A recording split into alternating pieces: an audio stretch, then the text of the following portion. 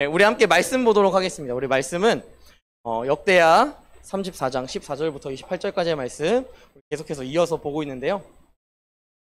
우리 함께 역대하 34장 14절부터 28절까지의 말씀 함께 살펴보도록 하겠습니다. 제가 가지고 있는 성경 구약 성경 705페이지에 나와 있는데요. 역대하 34장 14절부터 28절까지의 말씀 함께 보도록 하겠습니다. 저 한 절, 여러분 한 절 이렇게 교독하도록 하겠습니다. 제가 14절 읽겠습니다. 우리가 여호와의 전에 헌금한 돈을 꺼낼 때 제사장 hil기야가 모세가 전한 여호와의 율법책을 발견하고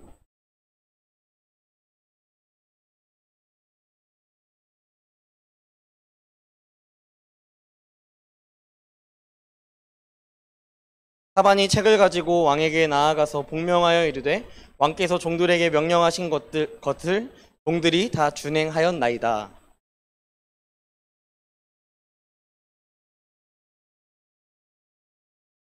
서기관 사반이 또 왕에게 아뢰어 이르되 제사장 hil기야가 내게 책을 주더이다 하고 사반이 왕 앞에서 그것을 읽으매 왕이 hil기야와 사반의 아들 아히감과 미가의 아들 압돈과 서기관 사반과 왕의 시종 아사야에게 명령하여 이르되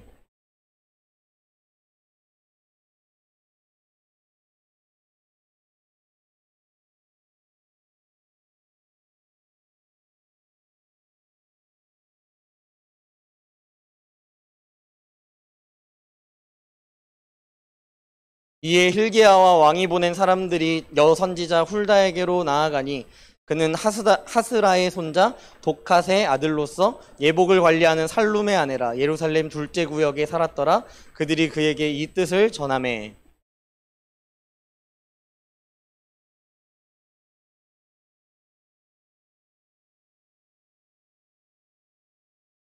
여호와께서 이같이 말씀하시기를 내가 이곳과 그 주민에게 재앙을 내리되 곧 유다 왕 앞에서 읽은 책에 기록된 모든 저주대로 하리니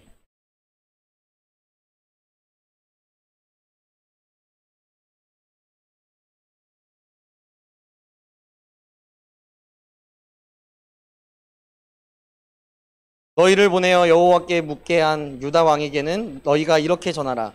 이스라엘의 하나님 여호와께서 이같이 말씀하시기를 내가 들은 말을 의논하건대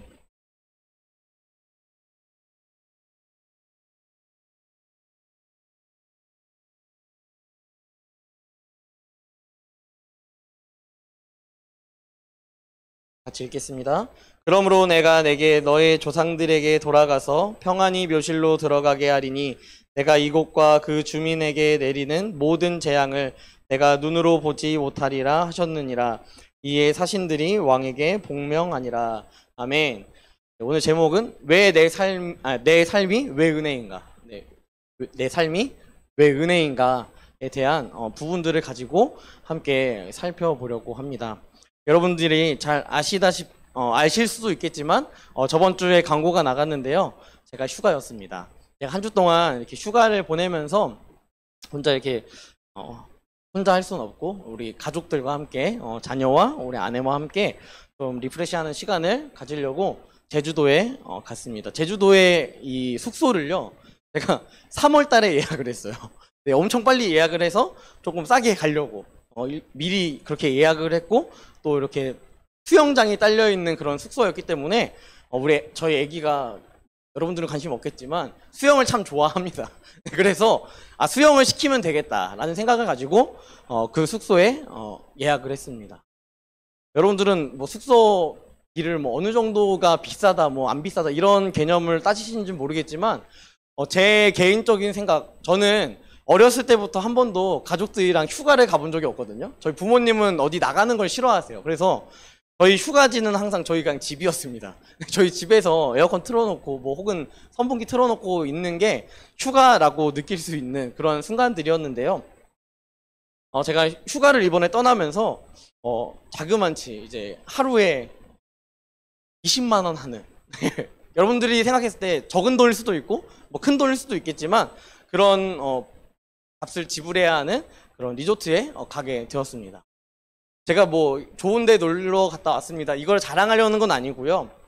이렇게 잘 준비했거든요. 비행기 표도 잘 준비했고요. 차를 어디다 주차하고 뭐 비행기를 타야겠구나라는 계획들도 플랜도 짰고, 또 제주도 가서 뭘 해야겠다, 뭐 이런 플랜들도 다 짰습니다. 그런데요, 이것들을 하나도 할 수가 없었습니다. 제주도는 갔거든요. 갔는데요, 가서 할 수 있는 게 아무것도 없었습니다. 왜일까요? 수요일에 여러분 비 엄청 많이 왔던 거 혹시 아세요? 네. 여기는 많이 왔는지 모르겠는데요, 제주도는 거의 무슨 태풍 오듯이 왔어요. 그래가지고 비가 뭐 이렇게 미친 것처럼 오는 거예요. 그래서 렌트카를 빌렸는데 나갈 그게 없어요. 너무 비가 오니까. 그런 상황도 있었지만 가장 중요했던 상황은 무엇이었냐면, 야, 진짜 사람이 아무리 계획한다라고 할지라도 계획대로 참 안 된다라는 것을 느낀 게, 월요일 아침에 딱 일어났는데요, 저희 아기가 감기에 걸렸어요. 기침을 막 하는 거예요.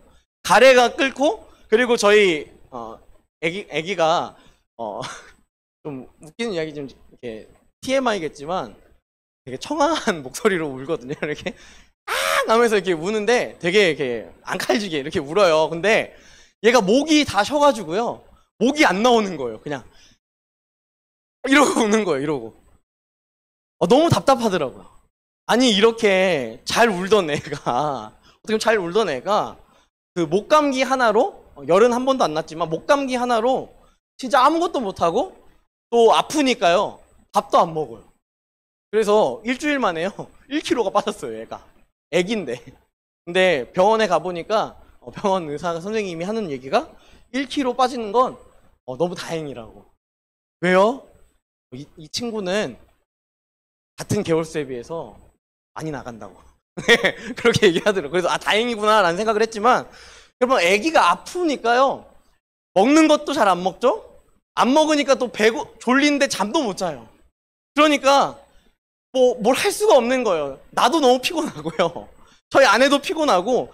여행지에 갔는데 12시 전에 자본 적이 거의 없고, 계속 새벽 1시, 2시 막 1시간 텀으로 애가 숨이 쉬는 게 어려우니까, 코가 붓고 목이 부으니까 계속 깨는 거예요. 그래가지고 결국은 뭐 솔직히 즐기지도 못하고 뭔가 놀지도 못하고 그냥 그렇게 돌아왔습니다. 그 아픈 아이를 보면서요, 제가 막 마음속에 생각했던 게, 와, 대신 아파주고 싶다. 차라리 그냥 내가 아프고 싶다. 그냥 내가 아프면 그냥 그거 버텨가면서, 그냥 참아가면서 그냥 이렇게 놀기도 하고 뭐 맛있는 것도 먹고 할 텐데, 아기가 아프니까 진짜 아무것도 할 수 없는 그러한 마음들과, 어떻게 보면 이런 마음들까지 들더라고요. 내가 뭐 할 수 있는 게 없다, 진짜. 내가 진짜 뭐 할 수 있는 게 없는 존재구나 라는 생각들을 참 많이 하게 되었습니다. 그럼에도 불구하고 뭐든 해주고 싶더라고요. 그런데 이게 부모의 마음이구나 라는 것을 요즘 들어서 많이 느끼는 것 같습니다. 뭐든 해주고 싶어요. 뭐든 해주고 싶은데, 여건에 맞는다면, 상황에 맞는다면 뭐든 해주고 싶은데, 또 여건에 안 맞을 때도 있지만 대신 아파주기도 하고 싶은 그러한 감정이 들기도 합니다. 여러분, 이런 것처럼 어떻게 보면 나라는 자녀, 우리 부모의 자녀 말고요, 하나님 아버지의 자녀, 성도라는 이 존재 앞에서 하나님은 우리 가운데 그렇다면 과연 무엇을 해주고 싶으실까? 하나님은 과연 우리 가운데 어떠한 것도 해주기 싫은 그러한 아들이고 그러한 자녀가 되었나, 내가? 이러한 부분들을 한번 생각해 볼 필요는 있다라는 것입니다. 내가 하나님의 자녀라면요, 하나님은 아주 당연하게 우리에게 모든 걸 해주고 싶어요. 모든 것을 다 선하게 인도해주고 싶으시다라는 것입니다. 요시야의 인생 가운데서도요, 하나님은 이러한 모습들을 보여주는 것 같습니다. 그래서 오늘 말씀의 제목은요, 내 삶이 왜 은혜인가? 내 삶이 왜 은혜인가? 마치 제가 아픈 아이를 보면서 뭐든 다 해주고 싶은 것처럼, 우리 하나님도요, 나를 위하여서 이렇게 뭐든 다 해주고 싶었고, 또한 이 요시야라는 이 왕뿐만 아니라 이 자신이 선택한 성민이었던 이스라엘의 민족들에게 하나님은 모든 것을 다 해주고 싶은 그 마음을 가지신 그러한 분이었다라는 것입니다. 여러분, 그 사실이 오늘 말씀해 보니까요, 이 요시야가 저번 주에 우리가 설교 때 같이 나눴지만 성전을 수리하려고 헌금을 이렇게 모아서 헌금을 이렇게 가져가서 돈을 지불하려고 했습니다. 수리하려면 비용이 들잖아요. 견적도 내야 되고, 수리하려면 지불도 해야 되고, 감독도 해야 되잖아요. 그렇기 때문에 이 돈을 내야 되기 때문에 이 헌금이 모여있는 헌금함에 가서 이 돈을 꺼내오기 시작했습니다. 그래서 그 헌금함에 있는 돈을 가지고 가서 이걸 지불할 테니 이 성전을 수리해 주세요 라는 이러한 모습을 보여주려고 했습니다. 근데 이 헌금함을 뒤지다가 보니까 발견한 것이 무엇이었냐면 오늘 말씀해 보니까 모세의 이 율법책을 발견했다라는 것이죠. 모세의 율법책. 모세의 율법책. 이 말씀은 쉽게 말하면 신명기 말씀이 될 것이고, 더 넓게 본다면 토라라는 이 모세 오경의 그 말씀이 될 것입니다. 여러분, 이 말씀이 헌금함에 지금 있습니다. 여러분, 저는 이 말씀을 보면서요, 여러분 한 분 다 물음표를 좀 띄울 필요가 있다는 거예요. 여러분, 성경책이거든요. 어떻게 보면 이 성전 안에서 가장 귀중한 곳에 보관해야만 하는 그 장비 중에 하나가 성경이 아닐까 싶습니다. 이 성전 안에서 가장 보호받아야 하고 가장 필수적이고 가장 필요한 것은 말씀이겠죠. 말씀이 함께 나누면서 여러분, 이미 이스라엘 백성들은 모세의 오경을 자연스럽게 달달달 외우지만 이미 어렸을 때부터 외워왔던 그 토라의 말씀들은 다 머릿속에 있지만, 그럼에도 불구하고 이 성경이 있어야 할 자리는 헌금함이 아니라 뭐 예를 들어서 예배당이라든지 혹은 제사를 지내는 곳이라든지 지성소라든지 이러한 곳에 두어야만 하는 이 성경이요, 이 말씀이, 이 모세 오경의 토라가 어디에 담겨 있습니까? 헌금함에 있다라는 것입니다. 그런데 이게 왜 은혜인가? 이게 왜 은혜인가?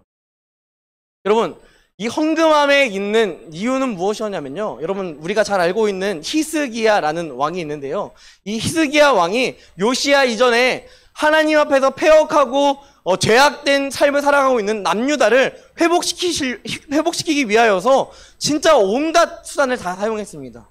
유월절도 지키려고 노력했고요.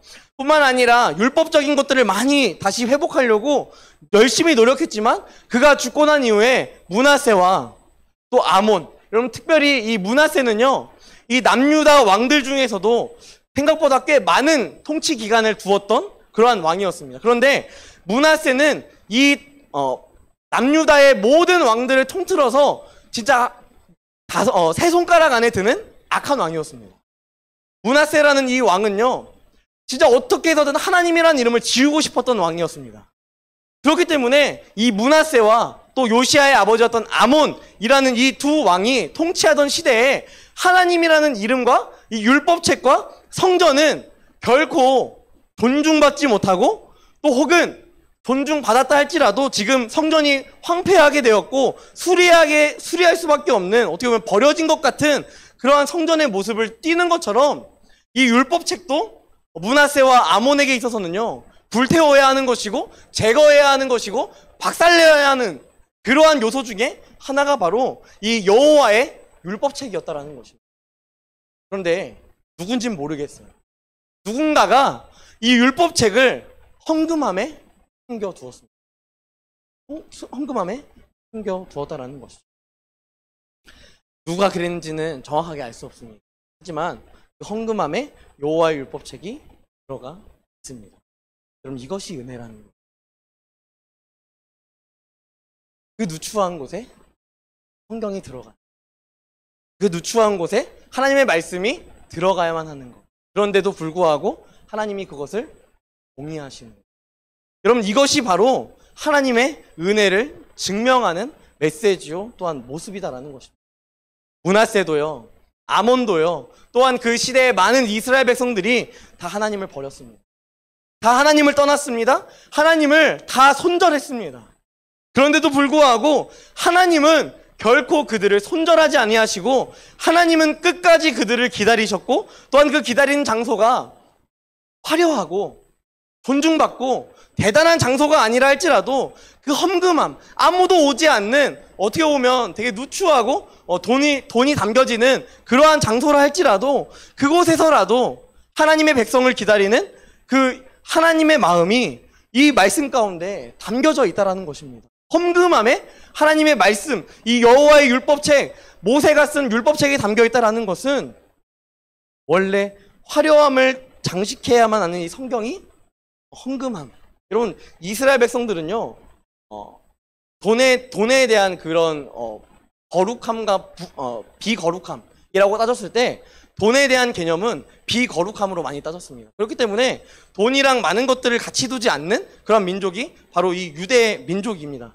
그럼에도 불구하고 이 성경이 이 비거룩한 험금함에 지금 담겨 있는 이 모습을 우리는 볼 수 있다는 것입니다. 그런데요, 하나님은 늘 이렇게 우리를 기다리시고 하나님은 늘 이렇게 우리 가운데 은혜를 베풀어 주시는 것 같습니다. 여러분, 다니엘서 말씀을 보면요, 다니엘서 1장 말씀에 보면 이 이스라엘이 완전히 멸망했습니다. 멸망하고요, 이스라엘 땅 가운데 똑똑했던 애들 다 바벨론으로 잡혀갔습니다. 또 귀족이었던 사람들 다 바벨론으로 갔습니다.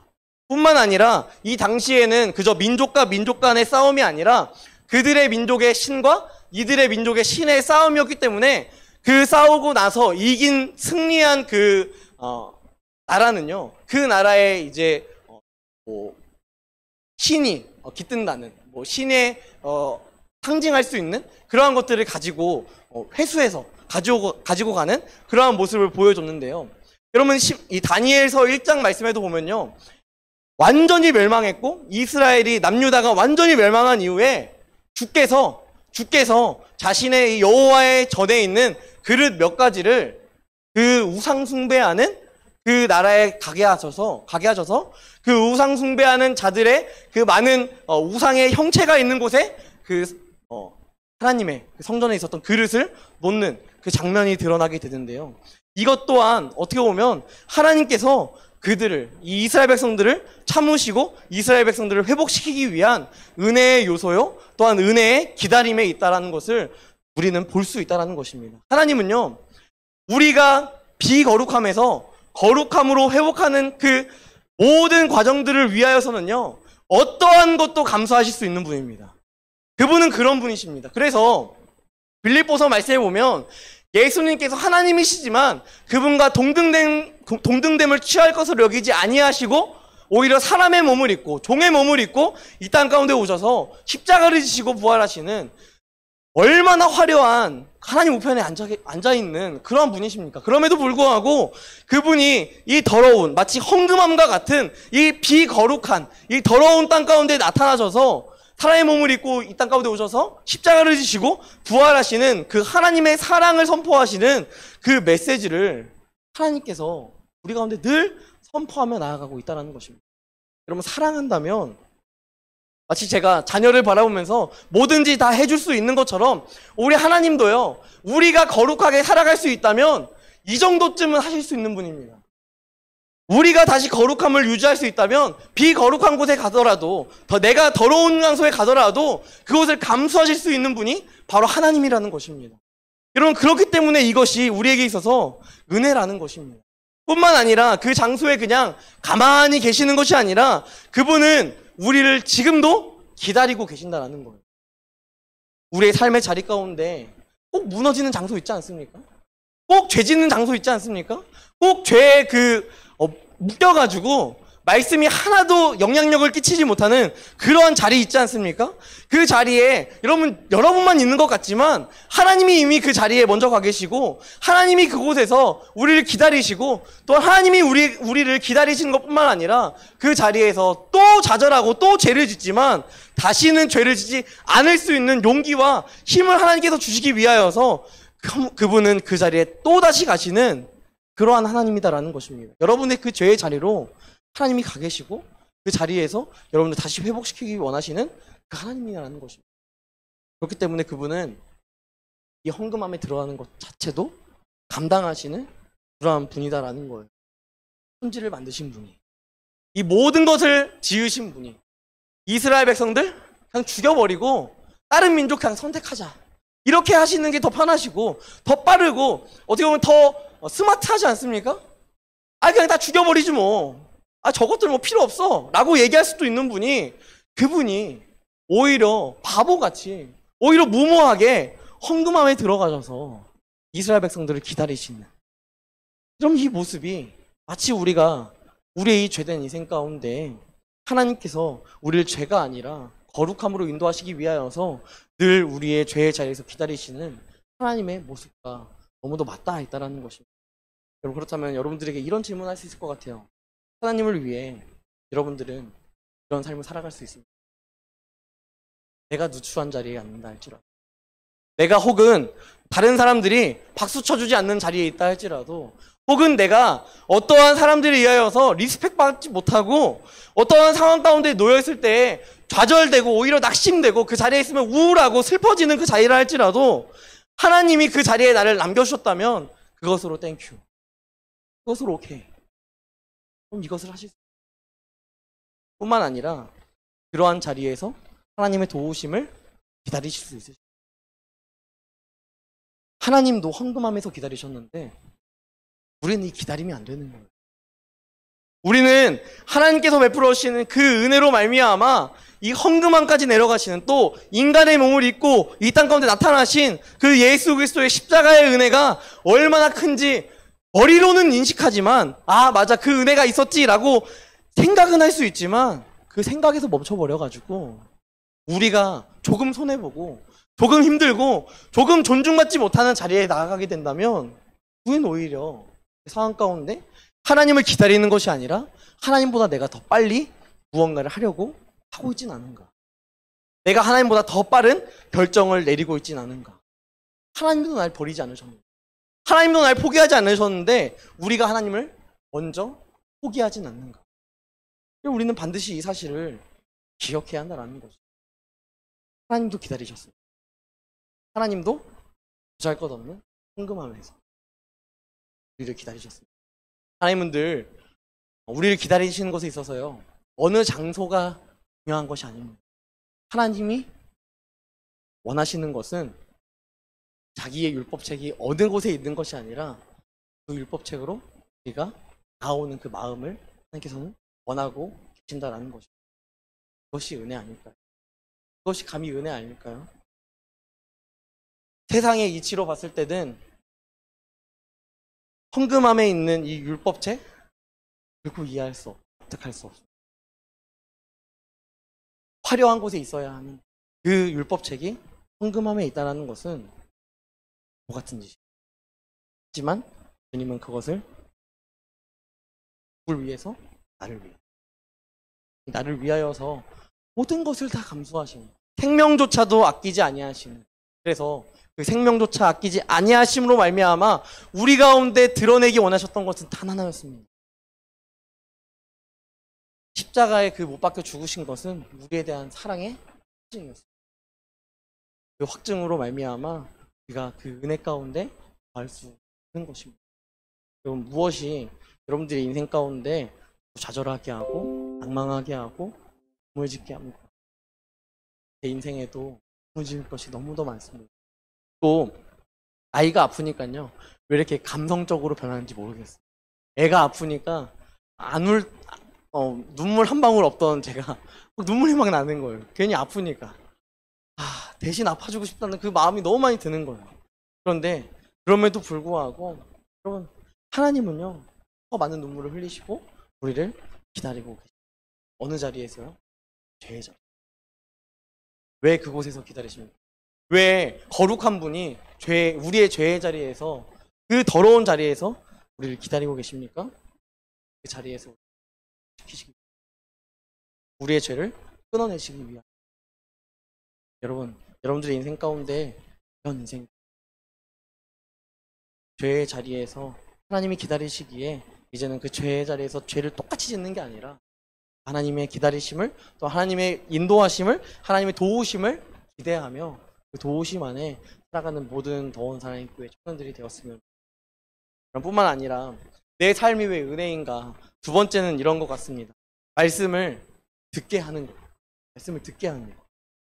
여러분, 요시야는요, 개혁을 열심히 하고 있었죠. 여러분, 우리가 말씀을 보았듯이 진짜 우상 숭배하는 남유다 지역뿐만 아니라 이 가나안 땅에 있던 많은 우상들을 다 빻아가지고 가루로 만들고 다 부셔버리고 이런 작업들을 마치고 또 성전을 다시 재건하는 그러한 모습들을 보여줬습니다. 그럼 이러한 요시야의 개혁에요, 한계가 나타나기 시작해요. 왜 한계가 나타나냐면요, 여러분, 므낫세와 아몬을 통하여서 여러분 이 이스라엘의 왕들뿐만 아니라 이스라엘 백성들이 다 짤짤짤 어렸을 때부터 외우고 있는 이 토라의 말씀들이 끊어져 버렸다라는 거예요. 저는 이 므낫세와 아몬의 영향력을 통하여서요, 이 요시야가 더 이상 이 토라라는 이 모세오경과 뿐만 아니라 구약에 있는 많은 말씀들을 더 이상 달달달 암송하지 못하고 있는 이 현실의 벽에 부딪혔다라는 것입니다. 여러분, 말씀을 모른다라는 것은요, 이제 더 이상 어떻게 돌아가야 되는지를 모른다라는 거예요. 여러분, 이게 무슨 말이냐면요, 성전 지어야지, 다시 고쳐야지, 그리고 우상 숭배하는 애들 다 죽여야지 라는 것은 알겠지만, 그런데 그래서 그 다음은 뭐 해야 돼? 어떻게 해야 돼? 아니 뭐 지침서가 있어야지, 뭐 어떻게 하라는 방법, 뭐 내용이 있어야지, 뭐 알려줘야지, 누가 알려줘야지 뭐 할 텐데, 여러분 뭐 제사장도 그렇고, 여러분 워낙에 하나님을 믿는 자들을 다 죽여버리고 또 율법책도 다 부셔버리고 하는 그러한 시대를 거치다 보니까, 여러분 남유다 땅 가운데 말씀이라는 것이, 토라라는 것이 더 이상 뭐 무슨 말씀이었는지도 전혀 알지 못하는 그러한 시대로 지금 나타나고 있다는 것입니다. 그런데 여러분, 왜 이 사실이 은혜냐면요, 이 말씀을 보존케 한 것이 은혜라는 것입니다. 여러분, 헌금함에 있는 것뿐만 아니라 이 말씀이요, 이 이대를 거쳤지만 그럼에도 불구하고 이 말씀이 지금까지도 보존되고 있었다. 여러분 생각해 보십시오. 이 시대에는요, 그렇게 과학적인 발달이 일어나지 않았습니다. 페이퍼도 없는 그런 시대 아니겠습니까? 여러분, 그런데 여호와의 이 율법책이 헌금함에 들어가 있었다? 아무도 취급하지 않았고 몇십 년 동안을 있었다? 여러분, 그 성경이요, 존재하는 게 신기한 거예요. 어떻게 보면. 여러분, 이 BC라는 이 시대에는요, 애굽에 우리 성경처럼 똑같은 이제 율법책 같은 그 우상을 숭배하는 자들의 율법책들이 있었어요. 그들의 율법책들이 있었는데요, 그 율법책들이 벌레가 막 갉아먹어서 다 없어지기도 하고, 그래서 많은 이 애굽 사람들은 돌판에다가 새기기도 하고 벽에다가 이렇게 막 새기지 않습니까? 여러분 뭐 TV를 통하여서 뭐 유튜브를 통해서 보셨는지 모르겠지만, 이렇게 벽에다가 이제 돌 막 깎아가지고 이렇게 새기는 그러한 작업들을 주로 하는 그러한 모습들을 보여주는데요. 여러분, 그럼에도 불구하고 이 말씀이 몇십 년이 지났지만 벌레가 잡아먹지도 않았고, 몇십 년이 지났지만 그 말씀에 있는 내용들이, 메시지들이, 적혀있는 내용들이 하나도 훼손되지 않고 지금 보존되어서 여러분 이 요시야의 귀에 들리게 한다? 여러분, 이것 자체가 은혜라는 것입니다. 어떠한 길을 알지 못하는 요시야에게 이제는 길을 밝히 보여주기 원하시는 하나님은요, 헌금함에서만 기다리시는 것뿐만 아니라 헌금함에서 그 율법책을 보존시키시고, 또한 그 보존된 말씀을 이 요시야에게 들리게 하게끔 만들기 위한 그 모든 사전 작업들을 다 거친 이후에 말씀을 이제는 듣게 하는 놀라운 은혜를 주었다라는 것입니다. 오늘 1:1 양육 수료식이 있었습니다. 수료식을 하면서 간증을 이렇게 듣게 되었는데요. 그 간증을 들으면서 한 집사님이 그런 이야기를 하더라고요. 제가 신앙생활에 대한 내용들은 뭐 어느 정도 다 알고 있었습니다. 근데 더 이상 내가 뭐 예배도 나오고 다락방도 참석하고 뭐 다 참석하는데 그 이상으로 내가 뭔가 발전하는 것이 없고 내가 하나님과 더 가까워지는 것이 없어서 내가 뭘 해야 될까 고민이 되고 걱정이 되었습니다. 그런데 지금 저에게 가장 귀한 위로는 내가 말씀을 본다라는 거. 그분이 말씀을 본대요. 그러면서 묵상을 하기 시작하고 큐티를 하기 시작했다라는 이야기를 간증을 통하여서 듣게 되었습니다. 여러분, 이런 것처럼요, 우리가 말씀이 없으면요, 기준이 없어지는 거예요. 말씀이 없어지면요, 그냥 내 멋대로 하는 거예요. 하나님 이거 기뻐하시겠지 뭐 사람들 다 이거 좋다는데 그리고 또 저기 애굽에 있는 저 신들은 이렇게 제사하면 좋아한다는데 그래 하나님도 이렇게 하면 좋아하지 않을까? 어린 짐작으로 하나님을 섬겨야 하는 그러한 순간들이 온다라는 것입니다. 이러한 요시야의 개혁의 한계를 맞이하는 이 순간 가운데 하나님이 이 은혜를 베푸사 율법책을 발견하시는 것뿐만 아니라 이 율법책에 있는 내용들을 통하여서 하나님께 어떻게 돌아가야 하는가? 하나님 앞에 회복하는 것이 어떠한 것인가? 정말 개혁이라는 것이, 정말 종교 개혁이라는 것이 어떻게 나타나야 하는가를 하나님이 설명하시기 위하여서, 알려주기 위하여서 말씀을 발견하시는 것뿐만 아니라 말씀을 듣게 하는 그러한 모습들을 오늘 말씀을 통하여서 우리는 볼 수 있다는 것입니다. 이 말씀이 얼마나 잘 보존되었는지 이 말씀을 읽으니까요. 요시야가 하는 행동이 무엇이었습니까?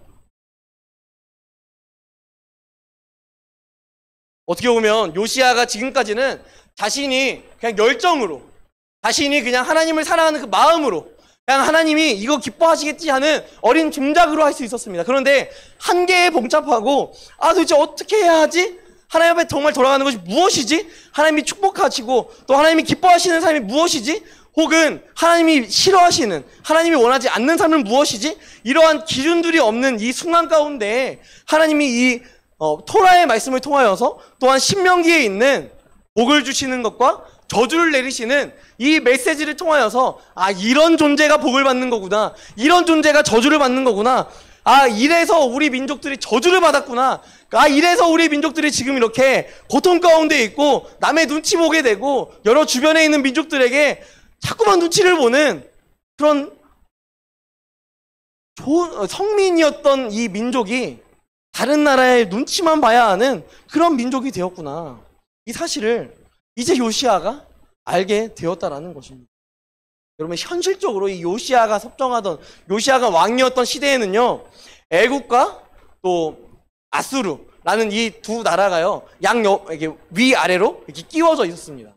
끼워져 있으면서요, 애굽은 어떻게 해서든 이 아수르의 됐죠? 아수르의 그런 단어가 생각이 안 나요.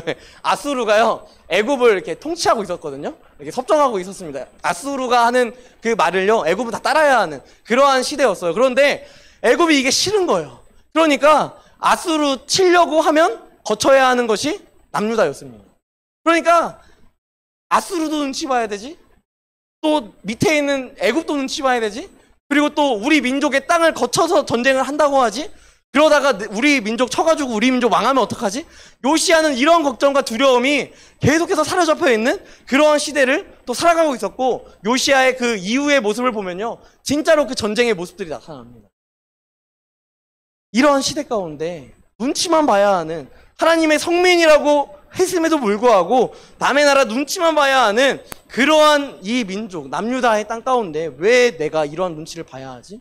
왜 내가 이렇게 고통받아야 하지? 왜 내가 이렇게 힘들어야 하지? 라는 이 Y라는 이 질문 앞에 하나님은 다 답을 내려주시는 거예요.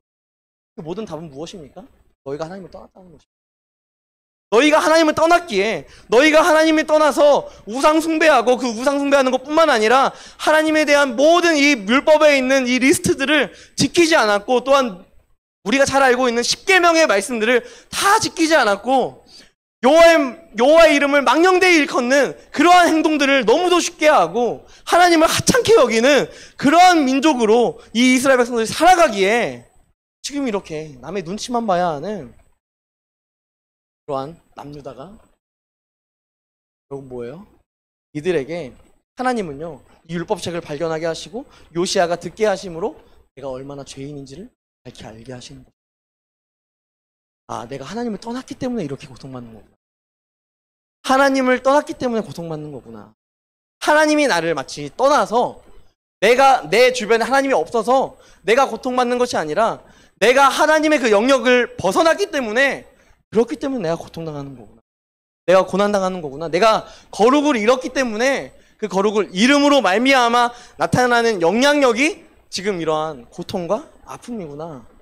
그럼 이 사실을 이 요시야가 드디어 깨닫게 되었고 더 세세한 리스트들을 얻게 되었다라는 것입니다.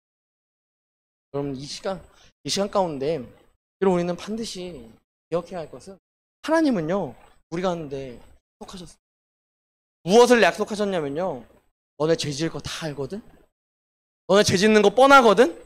너네 죄 지을 거 당연히 알고 있거든? 그럼에도 불구하고 그 죄 짓는 그 상황 속에서도 나에게 돌아올래? 내가 용서해줄게. 내가 회복시켜줄게. 내가 너희를 다시 일으켜줄게. 이 약속을 요시야가 보게 되었다라는 것입니다. 사랑하는 청년 여러분, 여러분들은 어떠한 것이 여러분들의 인생의 기준이 되었습니까? 세상의 관점들과 세상의 방법들과 세상이 원하는 그 니즈가 여러분들의 기준이 되어 있진 않으십니다. 하나님은 오늘 말씀을 통하여서요, 여러분들에게 이렇게 말씀하시는 것 같습니다. 너희는 무엇을 신뢰할래? 약속의 말씀을 신뢰할래? 혹은 이 세상 속에서 살아가는 많은 사람들의 기준에 너희가 맞춰가면서 살아갈래? 주님 우리에게 이 질문을 하고 계신다. 뿐만 아니라 여러분 이 한 주를 살아가면서 오늘 우리에게 이 말씀을 선포하게 하시는 것은 여러분들이 당연히 내일 직장에 나가고 삶의 자리에 나아갔을 때 하나님의 말씀이 아니라, 약속의 말씀이 아니라 여러분들의 기준과 세상의 기준에 맞추어 살 것을 너무도 잘 아시기에 하나님은 오늘도 우리에게 이 말씀을 저를 통하여서 선포하게 하시는 것이고 여러분들이 듣게 하신다라는 것입니다. 그것이 은혜라는 거예요. 여러분들의 기준이 정말 말씀입니까? 여러분들의 기준이 정말 은혜입니까? 여러분들의 기준이, 여러분들의 모든 선택의 관점이 정말 은혜에 기반되어 살아가고, 말씀을 마무리하도록 하겠습니다. 우리가 할 수 있는 여러분 유일한 방법은요, 우리가 그 은혜를 받았음을 인정하는 것입니다. 첫 번째, 하나님이 그 하찮은 헌금함에 들어가신 것처럼, 율법책이 헌금함에 들어간 것처럼 예수의 그 십자가의 은혜가 다른 어떠한 사람이 아니라 나를 위함임을, 또한 나 한 사람 때문임을 다시 한번 돌이키고 기억하게 하는 것입니다. 뿐만 아니라 우리 가운데 하나님을 향한 열심으로 열심히 해야지, 화이팅 해야지 라는 것뿐만 아니라 우리 가운데 하나님께 돌아갈 수 있도록 말씀의 기준을, 말씀을 듣게 하시고 그 말씀을 통하여서 옷을 찢는 것뿐만 아니라 우리의 마음을 찢게 하시고 우리의 마음과 우리의 생각이 하나님께 향하게 하는 것. 이것을 하나님이 원하는 것이고, 이것을 통하여서 주님은 우리가 하나님께 돌아가길 원합니다. 그래서 제가 마지막 광고에 했던 것처럼 국경야도, 여러분 저녁에 우리 직장생활 하다 보면요 얼마나 스트레스 받는 일 많고, 얼마나 짜증나는 일 많고, 얼마나 하나님의 뜻이 아니라 내 거친 생각과 불안한 눈빛으로 살아가는 그러한 인생들이 얼마나 많이 있습니까? 그때 우리의 이 은혜를 리프레시하기 위하여서 말씀을 읽어야 하는 것입니다. 또한 이 말씀을 통하여서 다시 전화를 한다라는, 그 한 번뿐이지만 시간을 구별하여 드리죠. 이 한 시간을 통하여서 여러분의 그 거룩함을 다시 유지할 수 있도록, 다시 하나님 앞에서 거룩함을, 신실함을 다시 한번 인정받으며 살아갈 수 있도록 여러분 우리와 함께, 저와 함께 말씀을 읽어야 하는 것입니다. 말씀의 시간 가운데 함께 하시고, 또한 여러분들이 오늘 말씀을 들은 것처럼 은혜의 깊이를, 이 은혜의 넓이를 아셔서 나를 위하여 차는 곳까지 내려오신, 또한 나을 곳이 없어서 마구간에 탄생하신 예수 뿐만 아니라 모든 사람에게 버림받으신 예수, 그 예수가 누구 때문이 아니라 나 때문입니다. 다시 한번 기억하는 모든 청년들이 되었으면, 이 시간 함께 찬양으로 함께 나아갔으면 좋겠는데요. 주 은혜임을 이라는 이 찬양으로 함께 찬양하도록 하겠습니다.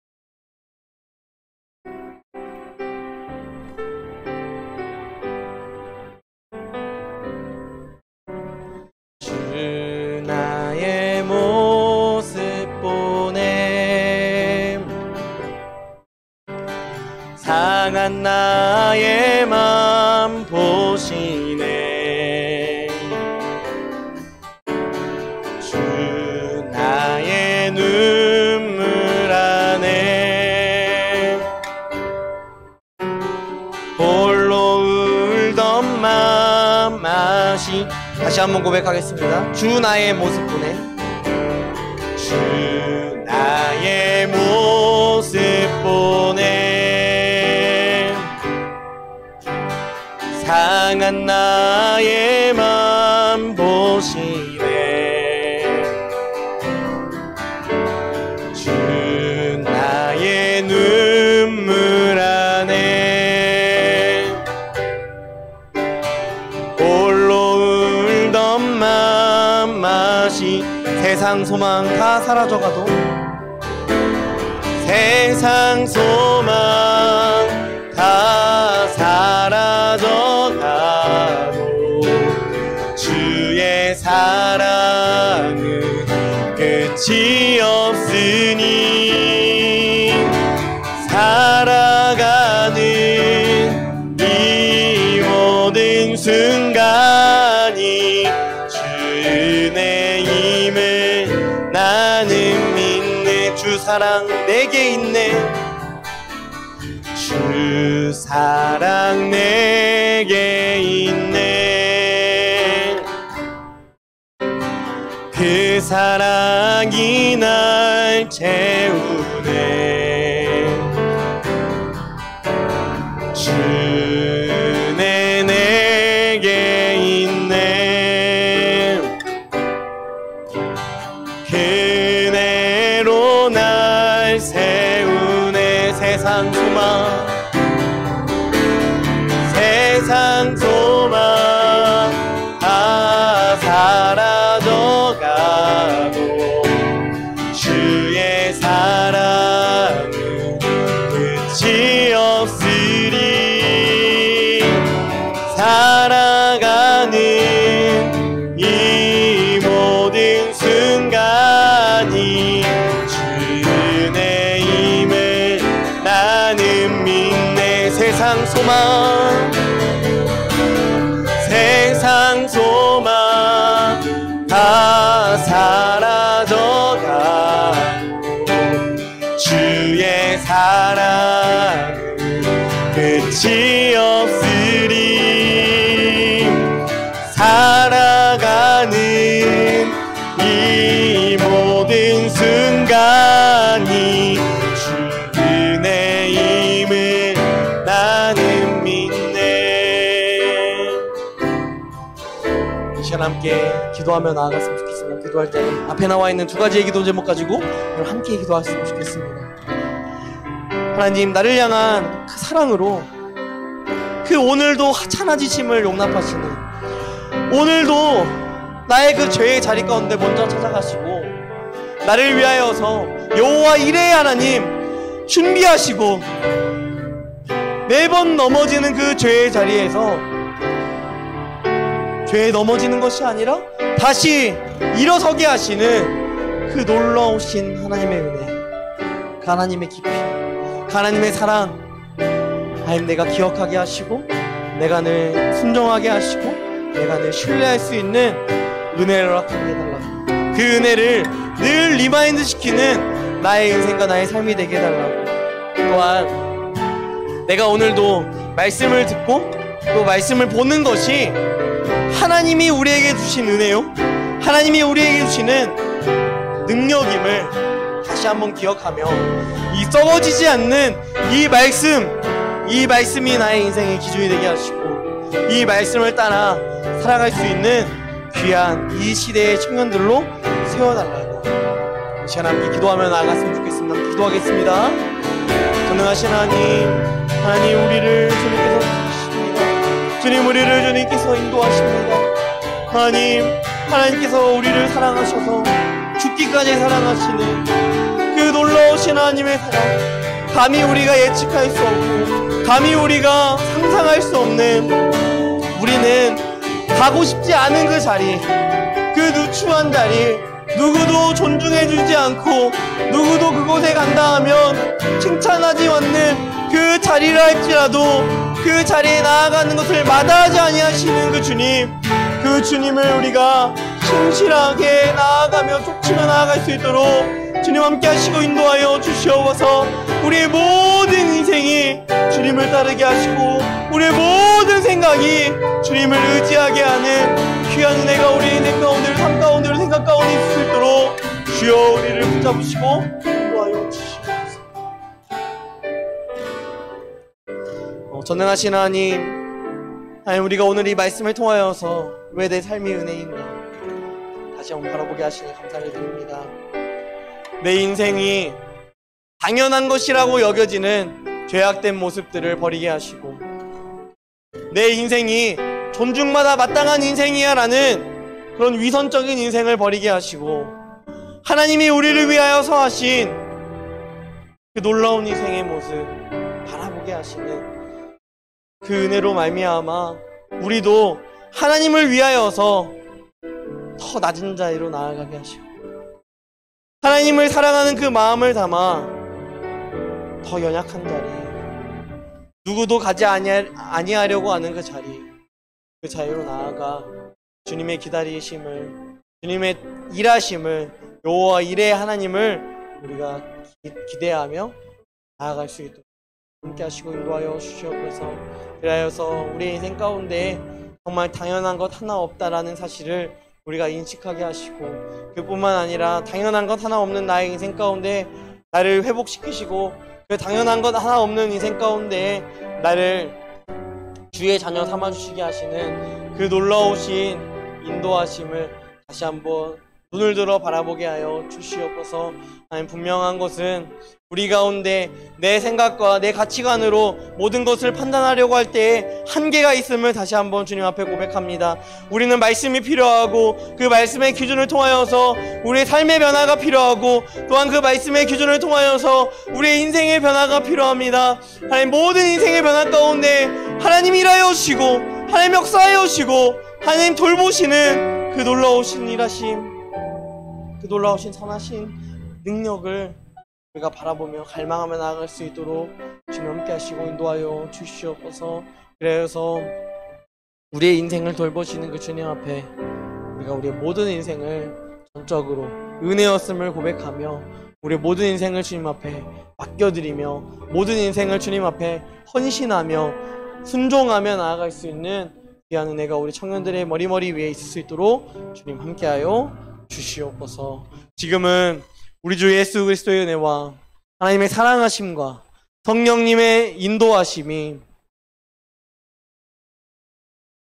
이제 삶의 자유로 나아가 연약함과 부족함과 또 넘어짐의 자리에 설지라도 그 자리에서 우리를 먼저 기다리시고, 우리가 그 넘어짐을 반복되는 넘어짐이 아니라 이제는 넘어짐을 끊어내고 다시 일으켜 세우시는 그 용기와 힘을 더하시기 원하시는 그 하나님의 손을 붙잡고 나아가기로 결단하는, 또한 하나님의 말씀에 나의 모든 인생의 기준을 삼기로 결단하는 사랑하는 청년들의 머리 위에 지금으로부터 영원 무궁토록 함께 하시기를 간절히 축원하옵나이다.